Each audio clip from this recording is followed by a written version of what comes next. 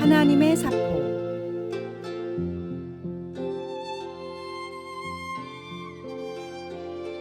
친구의 말이 내 마음을 아프게 찔렀습니다. 나는 잠을 청하며 내 고집에 대해 친구가 했던 가시 돋친 말들을 애써 생각하지 않으려 했습니다. 그렇게 누워서 하나님께 지혜와 평화를 구했습니다. 몇 주가 지났지만 그 일이 아직도 마음에 걸려 힘들어요, 주님. 그러나 제가 어떻게 변해야 할지 알려주세요. 제 친구가 어디가 옳은지 보여주세요. 라고 기도했습니다.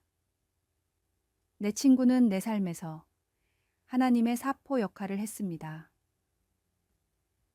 뼛속까지 아팠지만 내가 여기에 어떻게 대응하느냐에 따라 내가 어떤 성품을 형성하느냐 아니냐의 기로가 될 것이라는 생각이 들었습니다.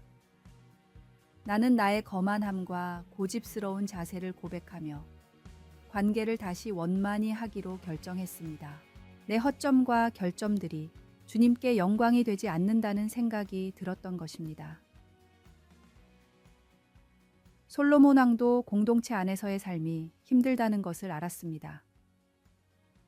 그것은 잠언에서 그가 강조한 주제이기도 합니다. 27장에서 우리는 관계에 대해 그가 적용한 지혜를 봅니다. 그는 친구들 간에 오가는 뾰족한 말들을 철을 날카롭게 하는 철에 비유합니다. 서로의 행동에 모난 점을 갈아주며 철이 철을 날카롭게 하는 것 같이 사람이 그의 친구의 얼굴을 빛나게 합니다. 내가 친구의 말에 상처를 받았듯이 그런 과정이 상처를 초래할 수도 있겠지만 궁극적으로 주님은 이 말들로 우리의 태도와 행동이 변할 수 있게 도와주고 격려하는 데 쓰일 수 있게 하십니다. 말씀. 철이 철을 날카롭게 하는 것 같이 사람이 그의 친구의 얼굴을 빛나게 하느니라. 기도. 주님, 이렇게 저를 다듬는 과정이 아프지만 그 과정에 순종하기를 원합니다. 저를 빚어주시고 매끄럽게 해주소서. 아멘.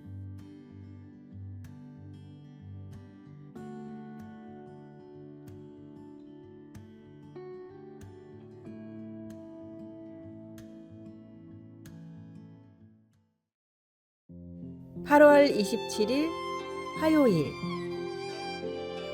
이해하면 성장한다. 러시아의 한 시골에서 폭력적인 아버지와 무관심한 어머니 밑에서 자라는 안톤이라는 소년이 있었습니다.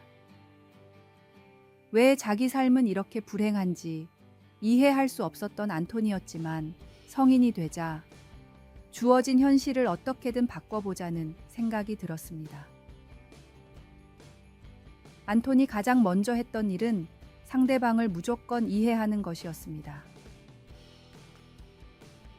아버지의 폭력, 어머니의 무관심, 술과 도박에 빠진 형제들부터 매일 마주치는 거리의 불황자까지도 저마다 안타까운 사정이 있을 것이라 생각하자 상대방이 측은하게 여겨지며 한 걸음 더 나아가 진심으로 도울 수도 있게 됐습니다.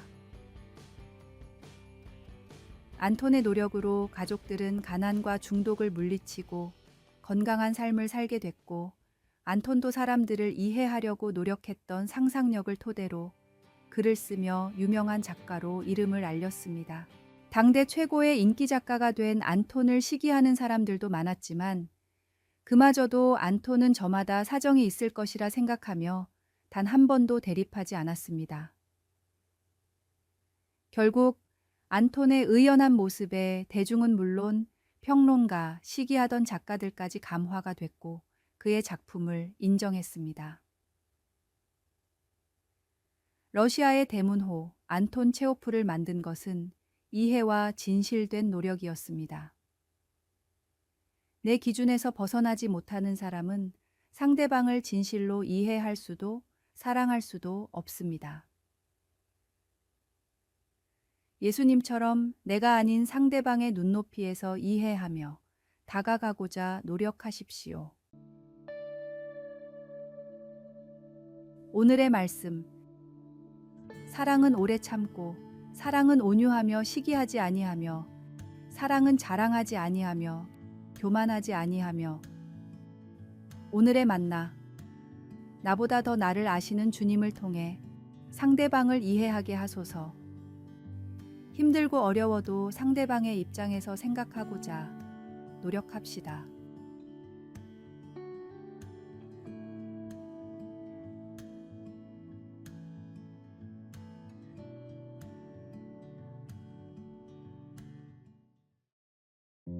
(8월 28일) 수요일. 눈에 보이는 취약점. 어깨 수술을 받고 몇 주가 지난 후 외출을 하며 나는 두려움을 느꼈습니다. 팔에 거는 붕대를 사용하는 것에 익숙해졌지만 수술을 했던 의사와 물리치료사는 이제 그것을 사용하지 말라고 했습니다. 내가 다음 글귀를 읽게 된 것도 바로 그때였습니다. 이 단계에서는 팔에 거는 붕대는 통제할 수 없는 상황에서 사람들이 당신의 취약점을 볼 수 있도록 할 때 외에는 사용하지 마십시오.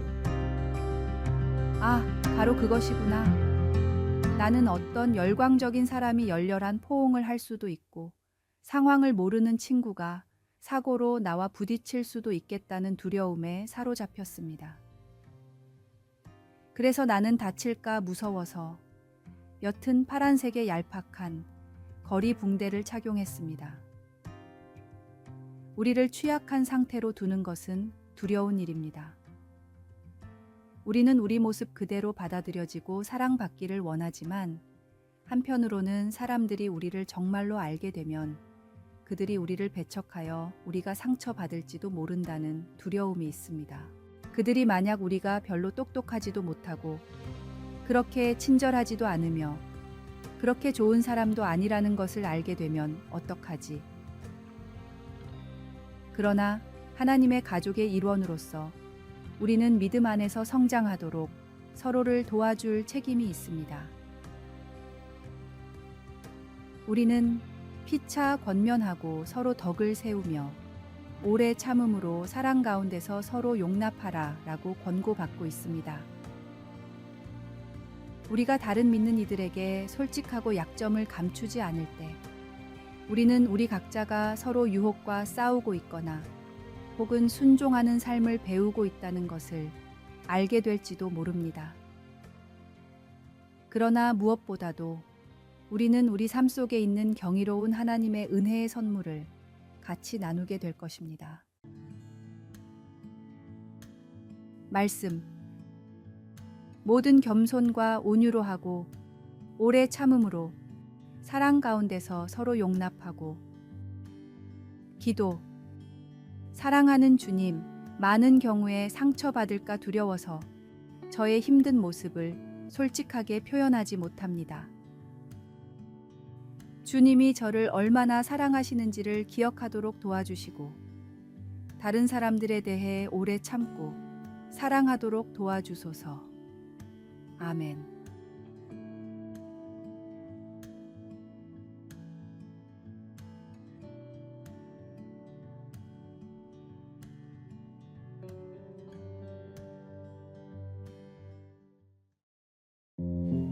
(8월 29일) 목요일. 무엇이 부족한가?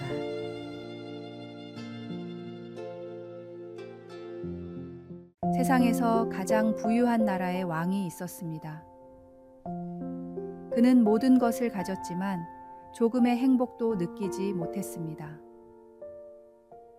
세상에서 제일 가는 부자였기에 누리지 못할 것이 없었지만 그의 인생은 무료하고 걱정뿐이었습니다.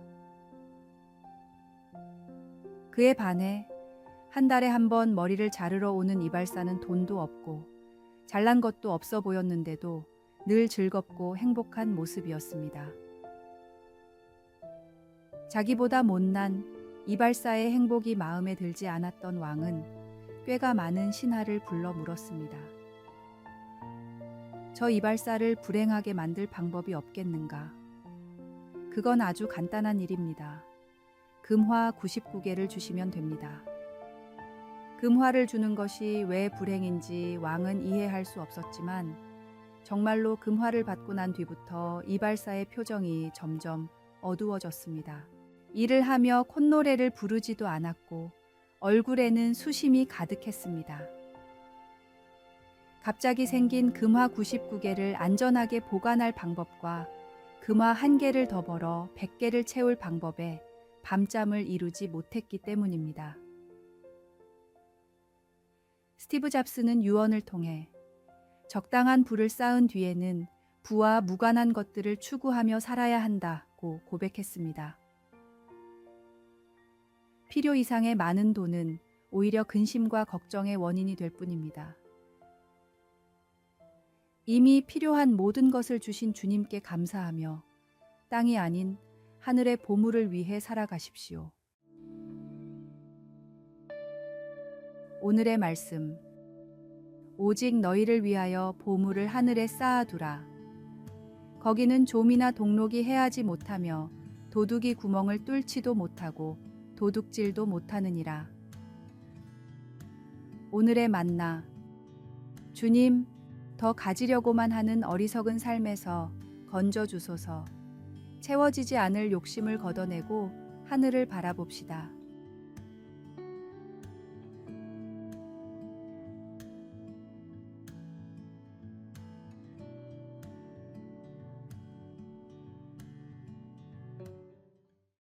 (8월 30일) 금요일 가장 좋은 영원한 친구. 아버지가 자주 하셨던 말씀 가운데 내가 그 진가를 알게 된 지혜로운 말 한마디가 있습니다.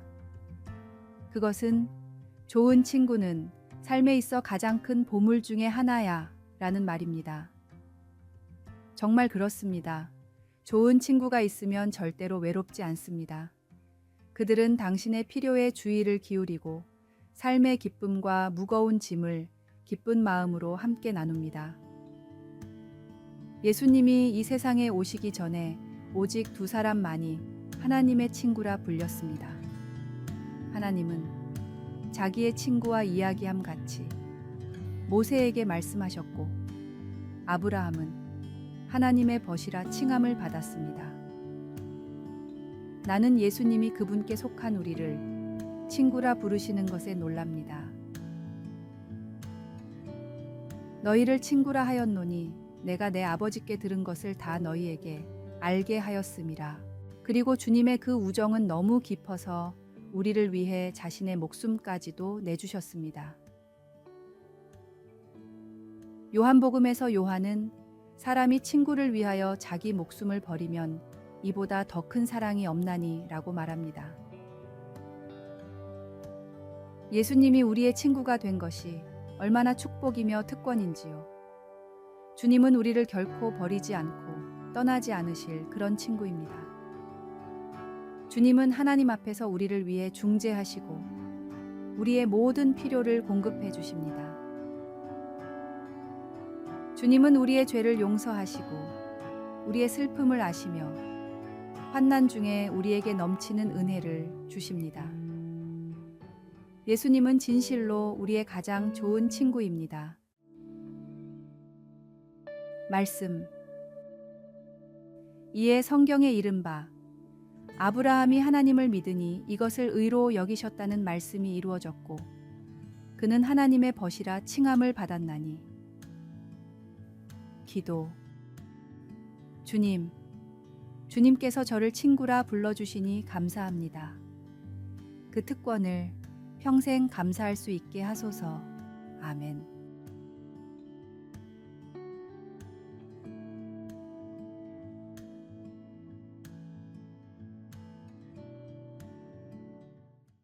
아래에 빨간색 글자 구독을 누르시어 더 많은 전도의 열매를 맺으시기를 기도합니다.